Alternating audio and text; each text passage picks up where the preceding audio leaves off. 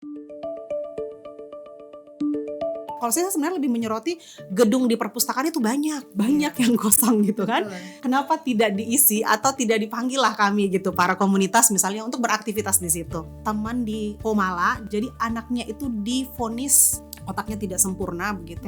Tapi ikhtiarnya dia apa? Ikhtiarnya baca buku.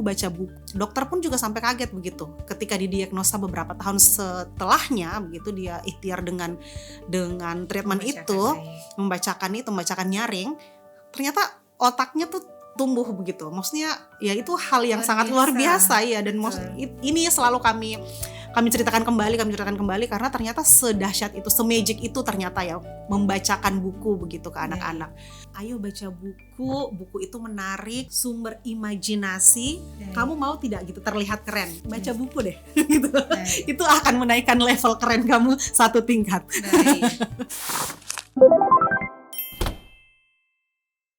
Assalamualaikum warahmatullahi wabarakatuh dan selamat siang. Halo Sobat Pendidikan semuanya. Selamat datang di podcast Ruang Rindu, Ruang Inspirasi dan Edukasi Dinas Pendidikan dan Kebudayaan Provinsi Sulawesi Tenggara. Saya, Uwa Ita, akan menemani kita semua dalam episode kali ini. Baik Sobat Pendidikan semua, kali ini kita akan berbicara tentang literasi. Di tengah arus digital yang begitu deras seperti saat ini, literasi bukan lagi sekedar kemampuan membaca, melainkan juga dia telah menjadi kunci penting dalam membangun cara berpikir yang kritis dan juga menyikapi berbagai informasi. Dan hari ini kita akan berbicara langsung dengan sosok inspiratif yang telah berkontribusi nyata dalam literasi di masyarakat khususnya Kota Kendari. Telah hadir bersama kita Ibu Kiki Reskiana Ilyas, seorang penggiat literasi yang aktif di berbagai kegiatan seperti Forum Taman Baca Masyarakat, kemudian Kelompok Teras Budaya Kendari, kemudian juga Kampung Dongeng Indonesia. Selain itu, beliau juga adalah Kepala Divisi di Program TV dan Animdo TV. Selain itu, beliau juga adalah seorang MC. Baik, selamat datang Bu Kiki. Halo, selamat podcast datang. Kami. Iya, bagaimana kabarnya hari ini? Alhamdulillah baik dan masih bergiat juga. Baik, alhamdulillah, terima kasih. Kita akan langsung memulai. Apa yang menginspirasi Bu Kiki untuk terjun menjadi penggiat literasi? Yang menginspirasi sebenarnya alasan pribadi ya awalnya. Bahwa saya dari kecil punya memori yang sangat indah tentunya dengan buku-buku. Saat itu ya literasi itu terbatas untuk baca tulis. Kemudian ini sedikit napak tilas, ayah saya itu kerja sebagai ASN di perpustakaan. Nah, awal mula saya untuk mengenal buku itu dimulai usia saya 2 tahun. Yang ayah saya setiap pergi kantor itu selalu bawa saya ke perpustakaan. Saya selalu dari saya belum bisa baca gitu. Nah, itu saya lihat buku-buku itu jadi mulai dari 2 tahun begitu, melihat buku-buku tiap hari begitu, berulang. Mungkin itu ya, karena itu begitu kecintaan saya terhadap buku itu muncul. Seiring berjalannya waktu begitu, saya berkeluarga, kemudian memiliki anak-anak. Nah, saya sempat vakum kan sebenarnya di dunia komunitas, kemudian di dunia kerja begitu. Tapi selama menjadi ibu rumah tangga itu, cita-cita saya ini adalah saya merasakan dampak baik begitu dari buku-buku. Meskipun mungkin ya saya jadi ibu rumah tangga dan segala macam, tapi ya alhamdulillah banyak manfaat yang positif begitu yang saya dapat dari membaca buku. Nah, karena keinginan untuk meneruskan hal baik itu kepada anak-anak saya, ya akhirnya begitu saya mencoba stok lah beberapa buku. Hampir sebagian ya, separuh dari penghasilan suami saya itu larinya ke buku-buku begitu, buku-buku, stok buku-buku dan segala macam. Nah, setelah hampir 8 tahun vakum di rumah, kayaknya kalau di rumah saja ini kayaknya kurang begitu. Mungkin karena dasar saya juga memang adalah orang komunitas sebelumnya. Jadi ini kayaknya harus bergerak nih untuk memberi manfaat yang lebih banyak begitu, yang lebih luas begitu ke orang-orang.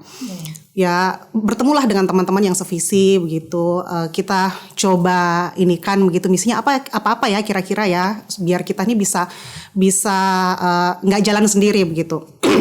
Berdampak luas ke masyarakat. Jadi saya dengan beberapa ibu-ibu yang lain ini akhirnya tergabung masuk dulu ke forum Taman Bacaan Masyarakat, forum TBM ini, ikut-ikutlah gitu, kemudian lebih meluaskan lagi efek bukunya kepada anak-anak, membawa buku-buku misalnya ke ruang-ruang publik yang mungkin begitu belum tentu sebenarnya dibaca oleh orang-orang yang datang di ruang publik itu gitu, tapi ya kita datang aja gitu, datang saja begitu bawa buku dan segala macam. Intinya sebenarnya kita ingin saya pribadi juga ingin menginfluence begitu orang-orang untuk terbiasa melihat buku seperti saya pada saat saya kecil. Saya terbiasa melihat buku, saya terbiasa ini. Jadi ya ego itu mungkin ya yang maksudnya ayo dong gitu loh. Lihat nih lirik nih, ada sesuatu yang menarik nih di sini. Buku itu sesuatu yang menarik begitu. Tapi caranya gimana ya? Caranya memang dengan membiasakan orang begitu, dengan melihat buku dan segala macam. Nah, muncullah begitu gerakan-gerakan literasi yang diinisiasi oleh beberapa teman-teman juga yang sevisi saya bilang tadi. Dan akhirnya keterusan sampai sekarang. Jadi ya seperti itulah. Berarti inisiatornya ini ibu-ibu. Ibu-ibu awalnya. Tapi ada juga sih sebenarnya kalau forum TBM itu sebenarnya sudah gerakannya sudah, organisasinya sendiri sudah ada beberapa tahun sebelum kami menginisiasi itu ya. Kalau untuk Kampung Dongeng sendiri itu memang, tapi dia memang kan ada organisasi induk ya. Tahun 2024 saya bertemu dengan beberapa ibu-ibu ini. Ayo dong, maksudnya literasi anak nih, khusus literasi anak misalnya nih belum ada di sini. Akhirnya kami bermohon lah gitu untuk ke organisasi induk untuk membentuk Kampung Dongeng Sulawesi Tenggara. Jadi akhirnya kita bentuklah itu 2024 Kampung Dongeng Litari Sultra namanya. Kampung Dongeng Litari Sultra, iya. Berarti itu memang karena pembiasaan sejak awal, seperti yang Ibu Kiki sampaikan bahwa sejak dari usia 2 tahun bahkan sebelum bisa membaca itu sudah dibiasakan dengan buku. Oke, baik. Ruang-ruang publik mana sajakah yang sudah dapat diakses oleh masyarakat Kota Kendari? Waktu masih di forum TBM itu forum TBM Sultra ya waktu itu. Forum TBM Kota Kendari itu belum terbentuk. Kami gabung di organisasi induk di forum TBM Sultra. Itu kami selalu ada kegiatan rutin lapak buku di kolam retensi. Kolam retensi. Jadi orang sementara senam nih di sebelah sana, kemudian ada yang ini dengan hingar-bingar segala macam. Terus kami selalu datang bawa buku saja begitu, dan kebetulan dibantu juga oleh teman-teman para generasi muda ini antusias begitu datang untuk kayak lintas komunitas ya. Jadi mereka datang bawa buku pribadinya mereka, bawa buku dari komunitasnya, kemudian ya udah bawa, dan kita jajakan secara gratis di situ. Jadi orang awalnya sih pertama ya paling lewat-lewat saja begitu. Kemudian teman-teman komunitas ini panggil teman-temannya. Alhamdulillahnya begitu karena kegiatan rutin itu ya, kita pernah ada anak mahasiswa begitu yang datang buat nugas aja di situ sebenarnya cari ini. Tapi kan kita tidak secara rutin tiap minggu ya. Tapi 2 pekan sekali itu kita datang ke sana. Jadi udah tahu nih jadwalnya, dan kita nggak sengaja, dan kita juga sengaja tidak pindah-pindah karena biar kayak begitu orang sudah tahu di tempat situ misalnya. Jadi kami selalu di kolam retensi itu orang datang. Nah kemudian kita pikir lagi nih kira-kira maksudnya buat anak-anak apa. Awalnya kami cuman mendongeng gitu. Awalnya mendongeng, panggil anak-anak yang lewat, ibu-ibunya sementara senam misalnya, atau kakak-kakak bawa adiknya buat jajan segala macam. Kami panggil gitu, mau dengar cerita tidak gitu. Akhirnya datang cerita. Kemudian kami siapkan lagi, kami print gambar-gambar dan kami siapkan krayon dan juga alat mewarnai. Itu yang dipakai gitu untuk anak-anak mewarnai. Tapi ternyata begitu surprise-nya, ternyata yang datang itu bukan hanya anak-anak buat gambar. Jadi para orang tua yang butuh healing, ternyata datang situ juga begitu buat mewarnai dan segala macam. Dalam artian sebenarnya hal-hal yang seperti itu tuh ya kita butuh gitu. Apakah anak-anak ini butuh untuk kemajuan literasinya mereka, misalnya pengembangan literasinya, atau bahkan ternyata kita sebagai orang tua yang ternyata tuh kita rindu itu hanya karena kita tidak sadar begitu. Ada tempat healing yang baik begitu, misalnya dengan mewarnai dan segala macam, atau misalnya membaca buku, itu juga salah satu healing gitu. Tapi mungkin kita hanya karena kita tidak sadar saja, mungkin karena sudah dimudahkan dan teknologi dan segala macamnya yang akhirnya kita jadi lupa gitu. Oh iya, ternyata ada nih tempat yang asyik gitu buat healing. Baik, itu tugas jadi kami. Baik Bu Kiki, berdasarkan informasi yang sudah disampaikan barusan, sobat pendidikan khususnya yang berada di Kota Kendari, kalau ingin ke sana, tempatnya ada di kolam retensi Jalan Boulevard. Iya, tapi di dekat SMA Negeri 6 Kendari kalau iya, tidak salah. Tapi sayang sekali untuk saat ini sebenarnya vakum dulu ya, karena gitu.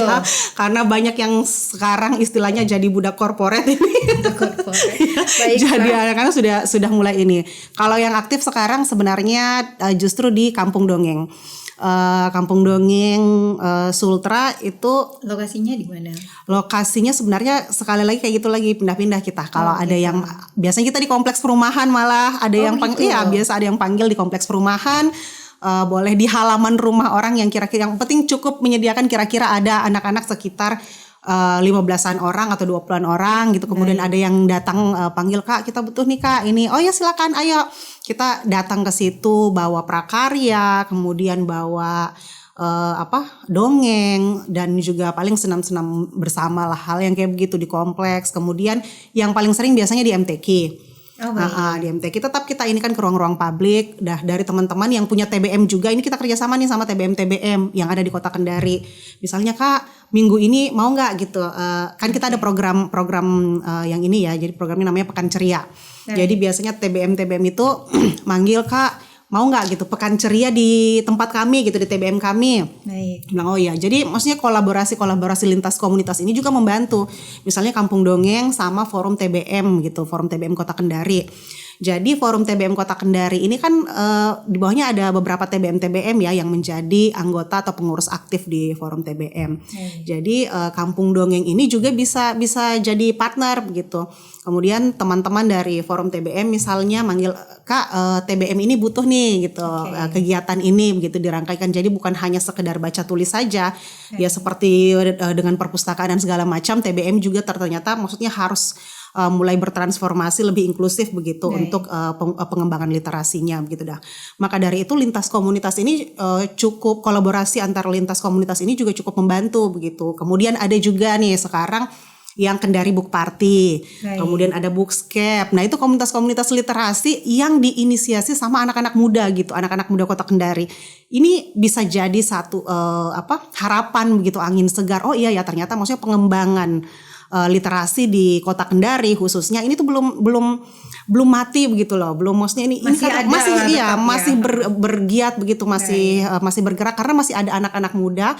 Dan insya Allah kami juga di Kampung Dongeng misalnya ini fokusnya ke literasi anak. Jadi insya Allah kalau seumpamanya memang didukung ya dengan semua sektor yang baik begitu ya, mulai dari fasilitas, kemudian ide-ide dan segala macam misalnya dari komunitas, insya Allah saya rasa literasi kita akan terus maju begitu. Ternyata masih ada. Masih banyak dan masih bergeliat luar biasa ini anak-anak muda. Di tengah ini kan gadget yang memudahkan kita untuk mengakses berbagai informasi, ternyata masih ada anak-anak muda dan ibu-ibu yang memang gelisah dalam tanda petik terkait dengan kegiatan literasi. Baik. Menurut Bu Kiki, apakah literasi di Kota Kendari khususnya sudah lebih berkembangkah ketimbang tahun-tahun sebelumnya?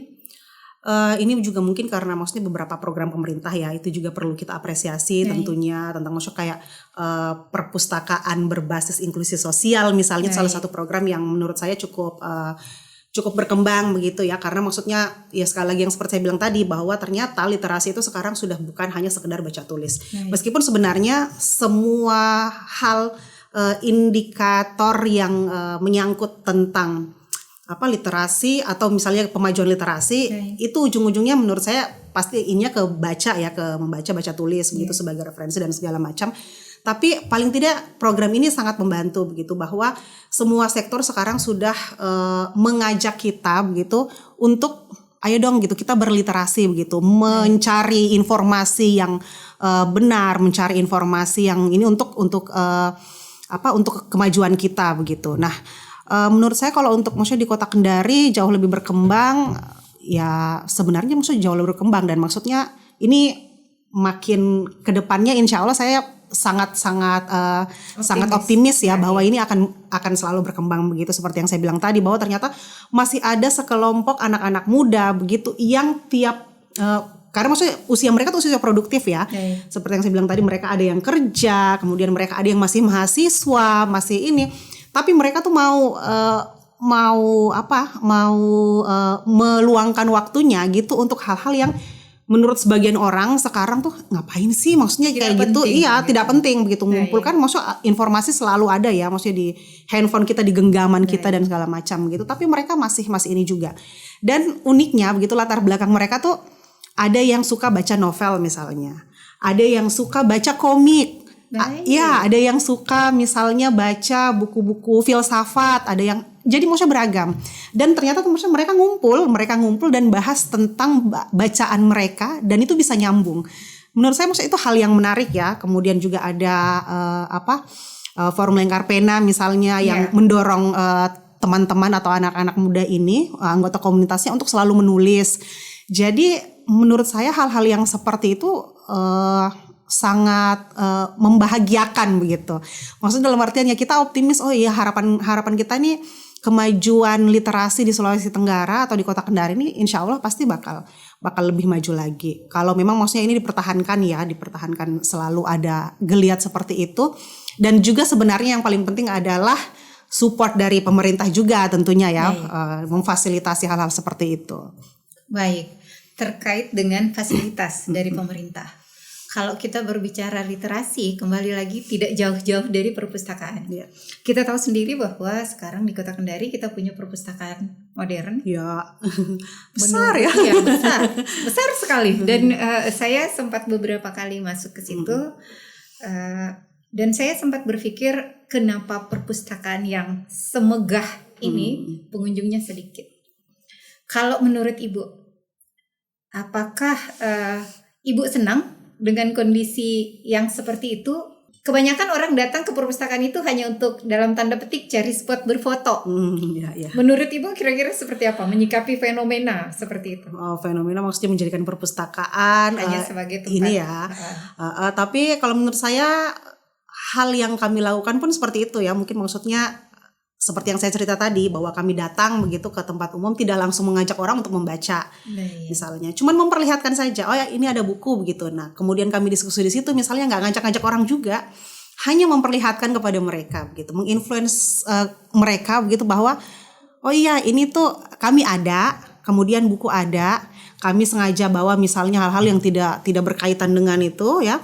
Misalnya kami bawa permainan-permainan tradisional juga, kami membawa buku-buku atau kertas-kertas untuk mewarnai, tidak langsung membaca, tapi karena maksud membiasakan mereka untuk melihat begitu, untuk melihat aktivitas membaca, melihat merasakan. Yang penting kan sebenarnya adalah ada yang lebih menyenangkan daripada gadget begitu.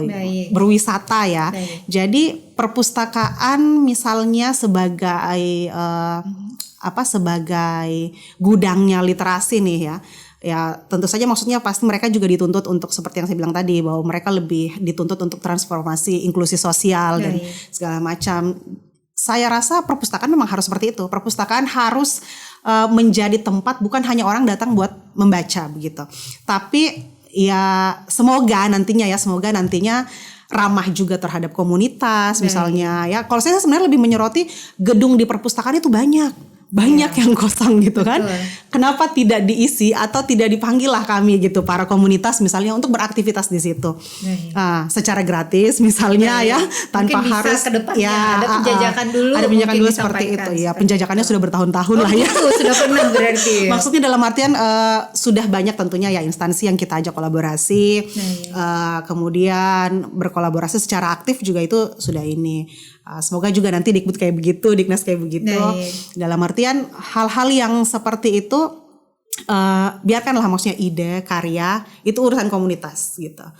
Untuk regulasi, kemudian fasilitas yang memadai dan ini mungkin pemerintah yang punya kewajiban untuk mengakomodir itu begitu, agar kami juga para komunitas lebih nyaman berkreasi, lebih nyaman ini di situ begitu ya, berkegiatan di situ. Jadi saya rasa maksudnya perpustakaan selain jadi tempat baca tulis begitu, ya bisa juga maksudnya jadi wisata bagi masyarakat sekitar dan juga jadi tempat yang nyaman untuk para komunitas berekspresi. Oke, baik. Target utama sebenarnya dari kegiatan yang sudah Ibu Kiki dan teman-teman komunitas lain lakukan itu sebenarnya targetnya ke siapa sih? Kalau target kami sih sebenarnya tidak ada secara spesifik ya begitu target bahwa ini anak-anak saja nih begitu, kemudian ini para Gen Z saja nih begitu. Tapi tentunya kita cuman mau menginfluence orang begitu, melihatkan bahwa ternyata kegiatan berliterasi itu bisa menjadi tempat healing, tempat wisata, atau misalnya kita kembali lagi deh gitu cari informasi tuh lewat buku, atau misalnya cari informasi tuh yang benar-benar ada jalurnya begitu, bukan hanya sekedar di handphone sambil lihat, kita tidak bisa memfilter hoax atau tidak gitu ya, tapi ayo deh gitu kita berliterasi secara bijak dan tidak ada sebenarnya target spesifik ya, maksud dalam artian target kami paling ya kita bisa meningkatkan literasi untuk semua kalangan begitu, dan merasakan maksudnya manfaatnya. Karena maksudnya begini, manfaat dalam artian literasi dasar aja nih, literasi baca gitu, baca tulis.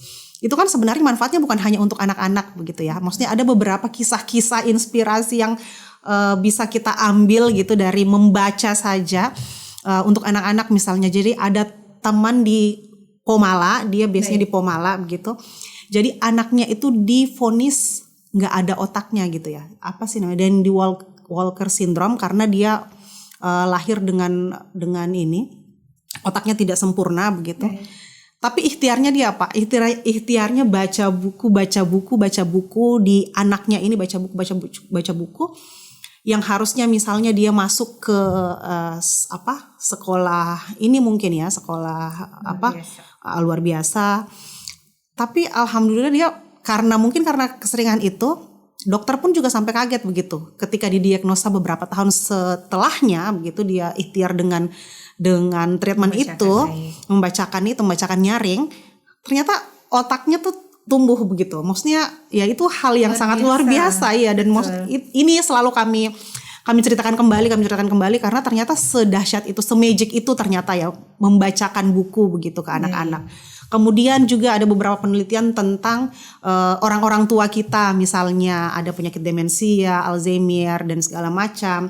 Jika rutin misalnya membaca buku dan segala macam, ternyata itu juga bisa mencegah penyakit-penyakit orang tua tersebut begitu. Dalam artian ternyata semagic itu begitu, membuat otak kita selalu berpikir, membuat otak kita selalu bekerja. Dengan membaca itu hal yang paling ringan untuk kita lakukan, dan ternyata bisa jadi healing treatment juga untuk kita gitu. Dan manfaatnya sangat luar biasa.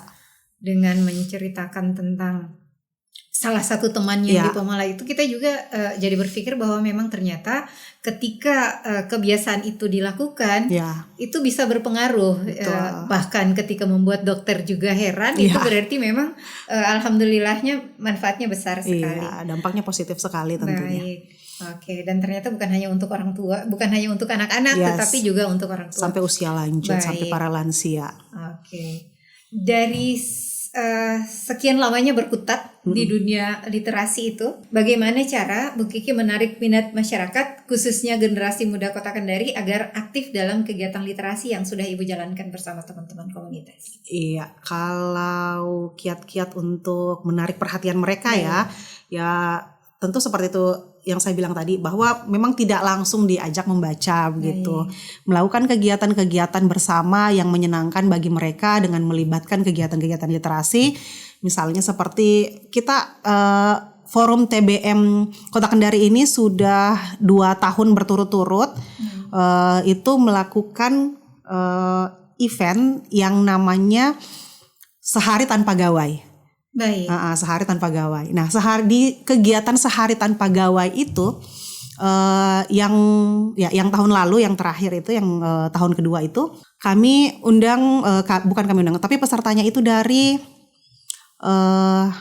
dari orang tua dan anak ya, keluarga ya, keluarga. Jadi kami sudah warning memang yang mau ikut kegiatan, maaf ini bukan tempat penitipan anak gitu. Oh baik. Ya, ini bukan tempat penitipan anak, tapi anaknya datang bersama dengan orang tuanya. Karena maksudnya ini harus sinergi nih, nggak bisa hanya anaknya yang disuruh. Nah, maksudnya mungkin itu sebentar akan kita bahas juga ya tentang maksudnya sinergisitas itu begitu.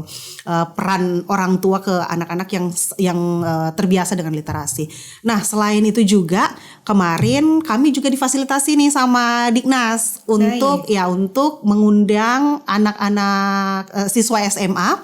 Waktu itu datang SMA 4 kalau nggak salah. Sobat SMA 4 waktu itu datang, itu berbondong-bondong buat datang ke sehari tanpa gawai itu. Nah, peraturan yang paling utama di kegiatan sehari tanpa gawai itu, kita benar-benar seharian. Itu mulai dari pagi-pagi sekali, jam 7 pagi sampai sore, jam 3 sore atau jam 4 sore gitu. Kemarin sampai jam 4 sore malah. Untuk datang berkegiatan dan bersedia untuk disimpan handphonenya. Seharian penuh di kegiatan itu. Jadi para peserta datang, registrasi, simpan handphone, kemudian bermain di arena situ. Ada pojok baca tetap ya, ada pojok baca, buku-buku kami bawa gitu, buku pribadi kami bahkan. Kemudian permainan-permainan tradisional. Kemarin itu terakhir bahkan anak-anak mahasiswa justru, yaitu anak-anak mahasiswa sama anak-anak SMA ini, pelajar-pelajar SMA ini main kalau di sini apa ya, gobak sodor itu main asing ya. Mereka maksudnya ternyata tuh menyenangkan, dan itu kondisinya pada saat itu waktu hujan, basah-basahan. Kami memang memaksakan itu kami tahu ini musim hujan nih Kak, ini gimana nih maksudnya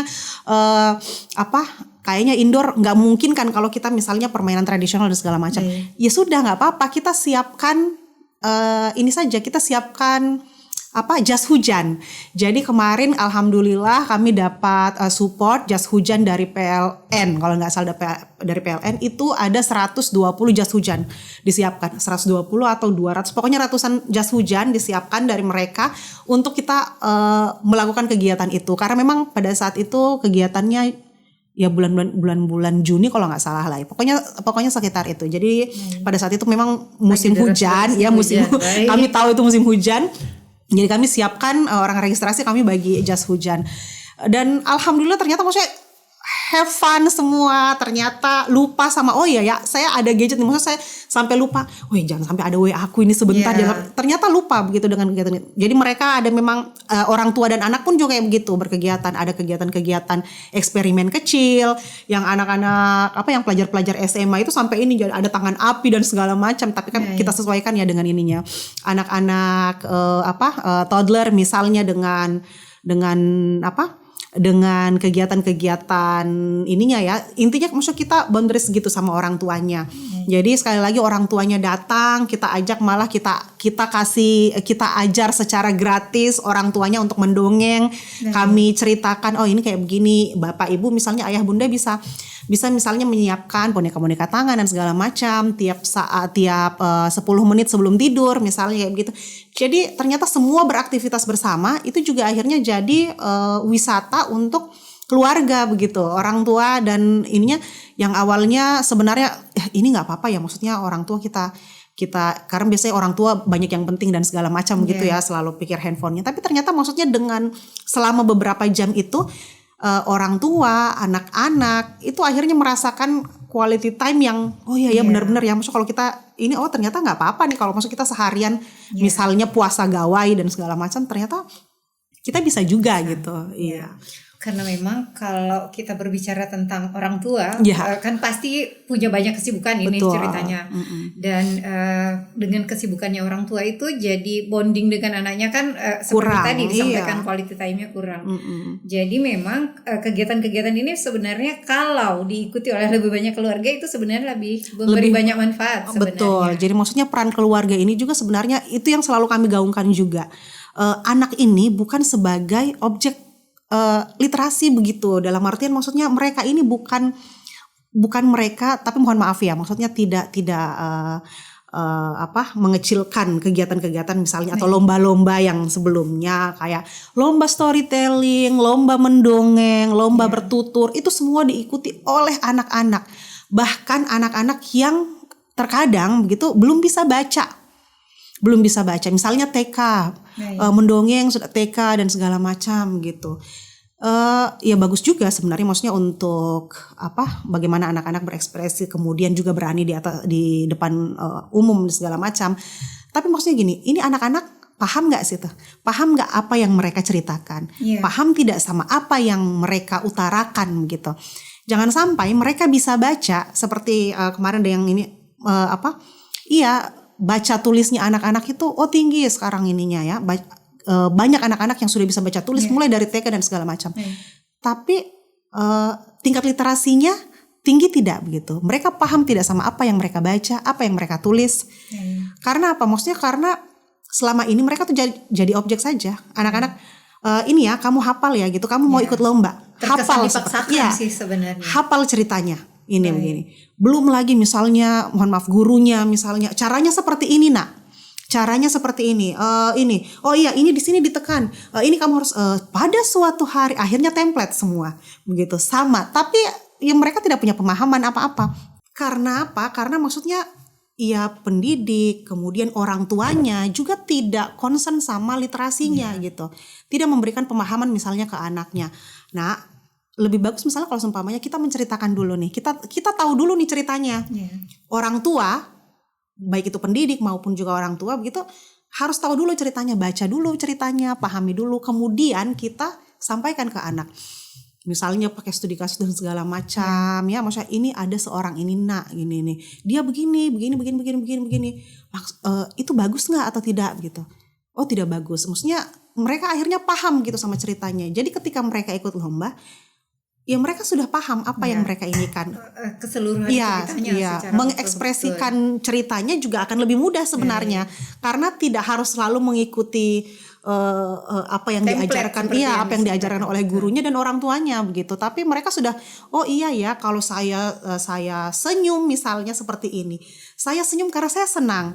Saya sedih, saya berakting menangis misalnya karena saya sedih begitu. Dan sedih itu seperti ini begitu. Jadi mereka juga belajar mengekspresikan perasaannya dari cerita-cerita yang mereka bawakan. Jadi tidak harus selalu mengajarkan anak ini bacanya ini ya kayak begini, cara bacanya kayak begini. Akhirnya anak-anak lupa, oh ya ini kegiatan literasi itu sebenarnya begini, pemahaman literasinya yang kurang gitu. Jadi memang tujuan kami sebenarnya bukan untuk berdongeng keliling misalnya kalau di kampung dongeng ya, misalnya ada yang panggil bukan berdongeng keliling, bukan ini, tapi maksudnya menginfluence para orang tua untuk kembali lagi yuk berdongeng untuk anak-anaknya gitu. Jadi sebenarnya tujuan kami ini adalah ke orang-orang dewasanya, ke orang tuanya, ke pendidiknya misalnya, bahwa ada literasi dasar yang juga harus diajarkan ke anak-anak dan itu harus dimulai dari kita. Ada cerita menarik misalnya kemarin saya sempat bawa materi di Badan Bahasa Provinsi Sulawesi Tenggara, waktu itu mengajar beberapa guru-guru gitu ya, guru-guru tentang dongeng. Waktu itu ada salah seorang guru yang bertanya, Bu Kiki, ini katanya gimana nih kalau seumpamanya anak-anak kita ini lebih sering begitu nonton TikTok, scroll TikTok dan segala macam sosial media ini. Terus maksudnya apa yang harus kita lakukan gitu untuk melawan sosial media itu misalnya. Otomatis pasti mereka tidak mau membaca, mereka tidak mau ini. Pada saat itu saya tanya balik gitu ke gurunya. Nah, ini gurunya, kalau ibu misalnya atau bapak lebih senang scroll TikTok atau membaca misalnya. Kembali lagi. Kembali lagi. Kan dia melihat apa yang dilakukan oleh gurunya atau orang tuanya. Betul, dibalikkan begitu. Apakah jangan sampai ternyata maksudnya ya kita sebagai orang tua cuman bisa menyuruh saja. Sama juga kan, sama juga dengan orang tua misalnya di rumah gitu. Anaknya dilarang main handphone, tapi seharian penuh aktivitas kita tuh selalu menggunakan handphone. Bahkan ketika bermain sama anak juga menggunakan handphone. Jadi ya sekali lagi, maksudnya anak-anak juga merasa oh ya apa yang saya lakukan ini sudah seperti apa yang saya diperlihatkan gitu. Jadi memang sebenarnya yang perlu di-influence begitu itu adalah orang-orang dewasa. yang kita tuh maksudnya sudah berkurang begitu ya. Maksudnya sensitivitas kita juga terhadap anak-anak kita atau anak-anak didik kita berkurang karena handphone itu juga begitu. Memang gadget mengambil banyak, sangat banyak waktu yang disita oleh itu. Betul.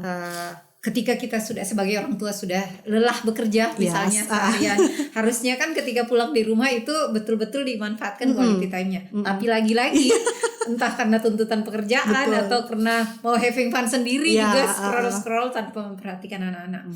Bahwa memang ternyata ketika diberikan waktu seperti itu ternyata memang manfaatnya sangat baik. Betul. Baik, Ibu sudah aktif, saya mendengar informasi bahwa sejak tahun 2009 itu sudah aktif di dunia komunikasi begitu. Menurut Ibu, apa tantangan yang dalam tanda petik paling menyebalkan ketika kita mau mengajak orang untuk berusaha berliterasi dengan cara membaca buku dan lain sebagainya? Yang menurut Ibu kira-kira menyebalkan sekali. Yang paling sering saya dengar dan selalu ini ya, bahwa ngapain anak-anak dikasih baca buku gitu. Misalnya dia belum bisa baca buku gitu kan, belum bisa baca buku, ngapain beli buku mahal-mahal begitu.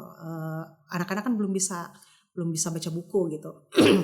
Ya kembali lagi maksudnya ke pengalaman saya ya, maksudnya saya dari umur 2 tahun juga melihat buku gitu. Kemudian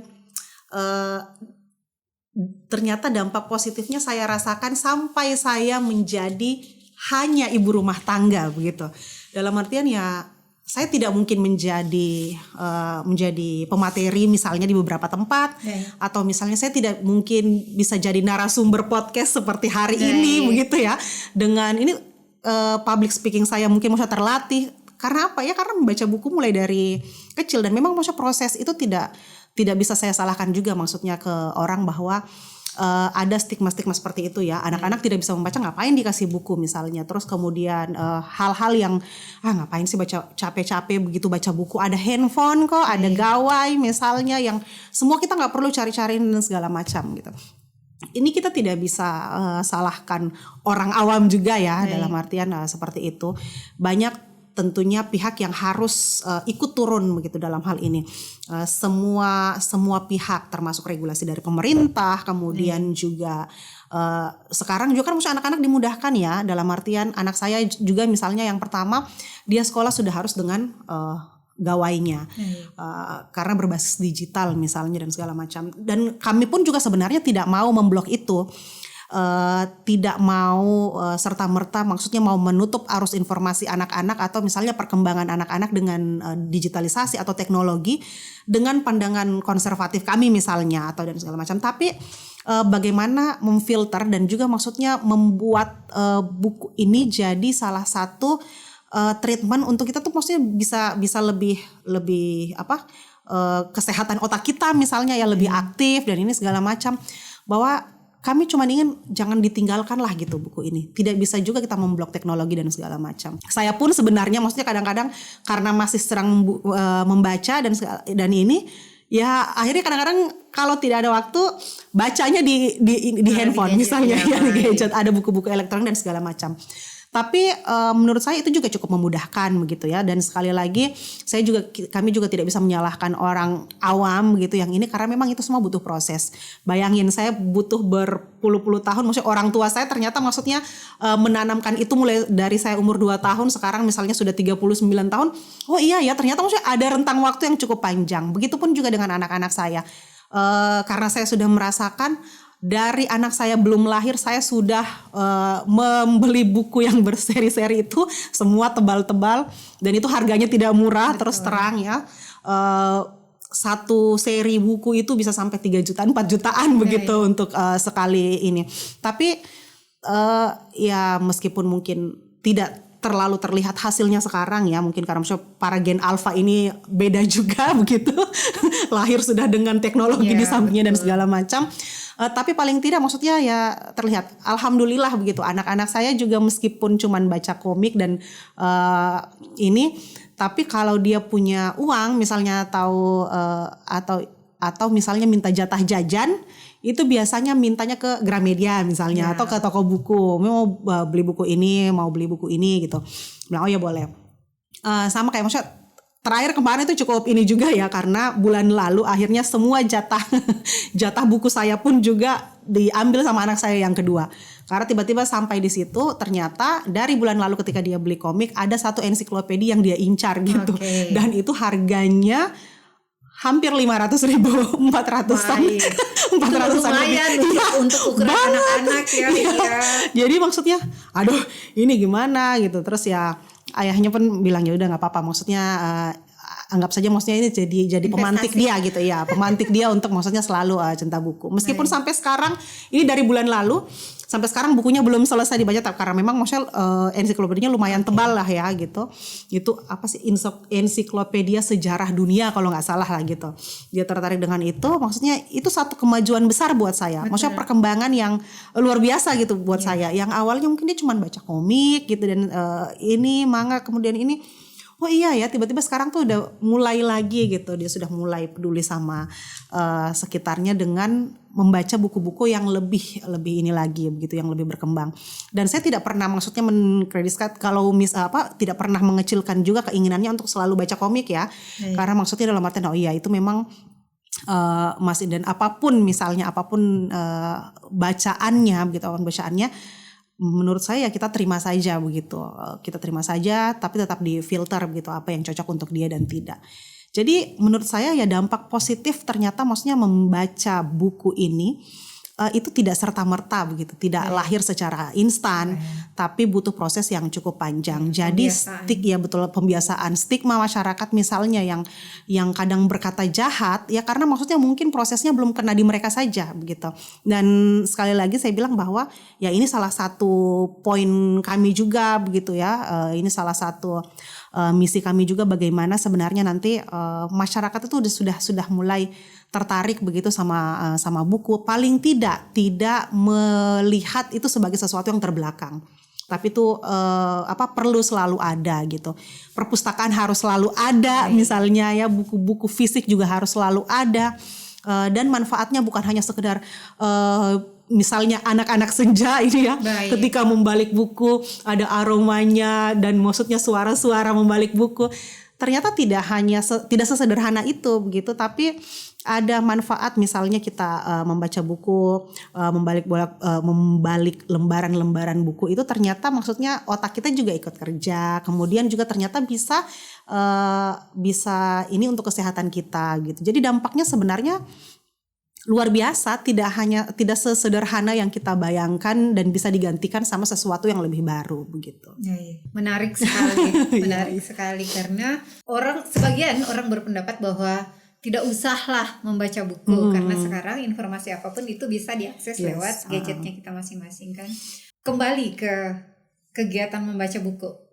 Sejak awalnya Ibu membaca buku itu, kira-kira buku apa yang ini sumber inspirasi dari awal, kira-kira yang menurut Ibu itu bagus sekali untuk direkomendasikan untuk dibaca? Sumber inspirasi banyak lah ya, maksudnya buku-buku yang ini. Kalau saya sebenarnya suka buku-buku sejarah, kemudian novel, kemudian buku-buku filsafat ada juga, maksudnya beberapa. Novel sains juga saya suka, tapi yang saya ingat dulu gitu, dan maksudnya itu juga sampai orang ini ketika saya masih kecil kalau nggak salah itu mungkin sekitar kelas 1, kelas 2 SD lah gitu ya. Tapi maksudnya pokoknya masih SD lah. Saya selalu kan tempat saya kan memang selalu di perpustakaan ya, di ruang anak itu tiap hari, maksudnya bisa dikatakan tiap hari karena maksudnya ayah saya kerja di situ, jemput dari sekolah langsung dibawa ke situ. Saya sudah akrab dengan ruangan perpustakaan mulai dari ruangan anak sampai ruang pimpinan, maksudnya jadi makanan sehari-hari. Jadi makanan sehari-hari dan segala macam. Jadi yang saya ingat waktu itu bacaan favorit saya waktu saya kecil itu adalah mitologi dewa-dewi Yunani. Nah, waktu itu saya berat sekali untuk ukuran anak SD. Tapi saya senang sekali begitu, maksudnya membaca itu ya, maksudnya bagaimana memahami tentang pemikiran bangsa Yunani terinvers sama mitologi dewa-dewinya. Kemudian ya maksudnya menurut saya itu menarik dibandingkan dengan bukan ini juga, tapi anak-anak seumur saya biasanya lebih suka Bobo ya emo, iya. seperti Bobo ya, atau yang paling ini kan dulu ada Bobo gitu, Princess Nirmala dan segala macam gitu. Tapi saya maksudnya membayangkan princess itu kayak di Yunani, di Athena itu seperti ini, kayak begini, dewa-dewinya seperti ini menarik sekali maksudnya ternyata ini ke mereka begitu. Waktu itu saya juga ikut ya, entah itu FOMO atau memang karena bukunya menarik ya. Pada saat saya SMP kalau tidak salah itu Harry Potter. Oh, baik. Ya, iya. Saya rasa itu semua ya. Kalau anak sekarang katanya dikoleksi dengan seri-serinya sampai selesai. Dari seri 1 sampai seri 8 kalau tidak salah, karena 7-nya itu ada 2 seri kalau tidak salah waktu itu. Itu saya sampai beli itu terus begitu, kemudian kenalan sama orang baru di angkot waktu itu karena ada buku Harry Potter yang saya bawa, ternyata dia sama-sama juga begitu ya. Ini jadi kalau anak-anak sekarang bilang FOMO katanya ya semua, tapi bukan, karena maksudnya memang menarik ya. Setuju tidak ya? Untuk saat itu memang betul saat ya, itu begitu buku yang maksudnya sangat imajinatif begitu. Sampai saya bilang sama anak saya begitu sekarang, Umi memang lebih suka baca buku dibandingkan dengan nonton film. Maksudnya Umi juga suka nonton film gitu, tapi Umi lebih suka lebih suka baca buku, bukan karena maksudnya Umi so pintar atau bagaimana, tidak. Tapi terasa tidak gitu ya, Bu Ita sendiri misalnya kalau baca buku atau novel atau misal Harry Potter aja gitu, kita tuh jadi kayak punya scene sendiri di kepala gitu kan ya, maksudnya kita membayangkan adegannya, kita seperti maksudnya membuat adegan-adegan film itu jadi nyata di kepala kita begitu, dibandingkan misalnya dengan kita nonton ya, memang visual sangat dimanjakan dengan ini segala macam, tapi ketika maksudnya kita buat gambaran-gambaran itu sendiri di kepala kita tuh jadi kayak ya kita tuh seperti kayak apa kalau sekarang ya 3D, 4D gitu ya, yang kita tuh ya menjelajah sendiri begitu, disihir sendiri begitu, yang kayak ada pakai Dafra gitu ya, tiba-tiba ya kayak kita yang kena kutukan gitu ya, kita yang ini, jadi sangat menyenangkan gitu. Ternyata maksudnya berimajinasi dengan buku itu justru maksudnya lebih menyenangkan begitu menurut saya. Kalau membandingkan novel dengan film, meskipun secara visual lebih menarik kan, saya punya beberapa pengalaman ketika saya juga suka membaca novel. Kalau yang sekarang itu lebih ke Terelie. Kalau saya ketika itu kita baca dan ada beberapa yang sampai bestseller kemudian difilmkan, ada part-part tertentu yang justru hilang. Betul, justru hilang. Dan ketika kita membayangkan perasaannya kita pada saat kita membaca dengan kita nonton itu beda feelnya, enggak dapat. Begitu. Justru lebih greget kalau kita baca bukunya sih sebenarnya. Makanya sebenarnya jangan merusak film dengan membaca bukunya dulu, kemudian menonton film. Jadi karena tidak sesuai ekspektasi. Betul, tidak sesuai ekspektasi. Tapi ya memang maksudnya harus kita akui juga bahwa buku dan film itu karya yang berbeda ya, dalam artian ya.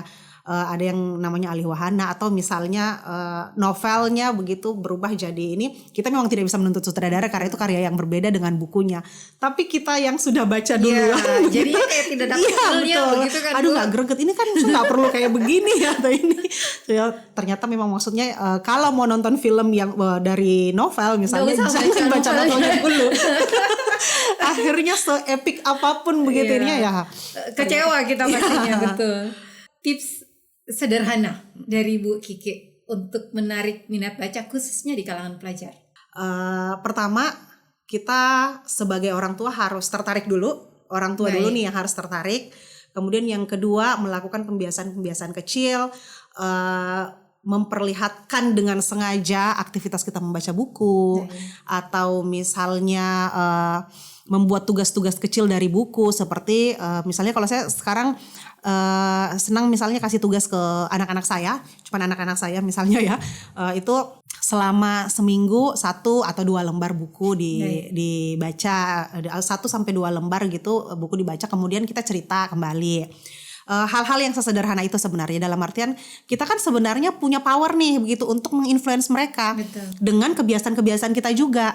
Misalnya kita ini, kalau sekarang sih memang saya lebih senang ajak anak-anak saya diskusi ya, karena misalnya tanya buku apa nih kemarin yang kamu baca gitu. Kayak begini, itu kayak gimana, gini. Akhirnya kita juga jadi belajar sih sebenarnya, belajar maksudnya tentang kesukaan mereka, kemudian ketertarikan mereka dalam hal apa begitu dengan lebih banyak berdiskusi sama mereka begitu sama hal-hal yang kayak ini. Yang paling sering memang yang paling gampang adalah menyiapkan bahan buku-buku bacaan, menyiapkan bahannya sih sebenarnya. Karena saya lihat maksudnya kayak begitu ya, sehari tanpa gawai. Oh ya ternyata orang tuh bisa loh lepas dari gawainya kalau dia punya aktivitas lain. Ada alternatif. Iya, anak-anak pun kayak gitu. Kita larang main handphone misalnya, tapi mereka nggak bikin apa-apa ya pasti akan susah gitu. Jadi makanya kita harus siapin bahannya. Kalau anak-anak dilarang ini, mereka lari ke buku misalnya, atau mereka lari ke mewarnai atau segala macam. Iya. Dulu waktu anak-anak saya kecil itu masih belum bisa baca ya kan bukunya memang yang hardcover semua gitu. Jadi anak saya yang paling kecil itu paling ini aja, menyusun bukunya, kemudian bukunya diinjak jadi jembatan gitu aja sebenarnya.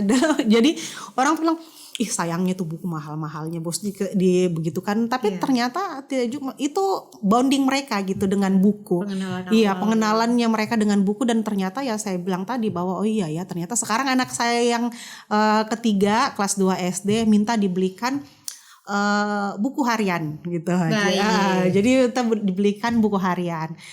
Saya belikan, jadi setiap dia akhirnya saya kasih tugas begitu, dia yang minta. Setiap pulang sekolah kamu tulis saja, kamu cerita di situ. Kamu kenapa hari ini, kamu senang, kamu sedih karena apa dan segala macam di buku hariannya. Oh iya katanya. Jadi dia bawa terus buku harian itu. Anak saya yang kedua juga begitu. Tiap hari bawa ensiklopedia itu cukup berat, tapi dia bawa tiap hari di sekolahnya, dan ternyata maksudnya dia juga ajak teman-temannya buat baca buku ensiklopedia itu.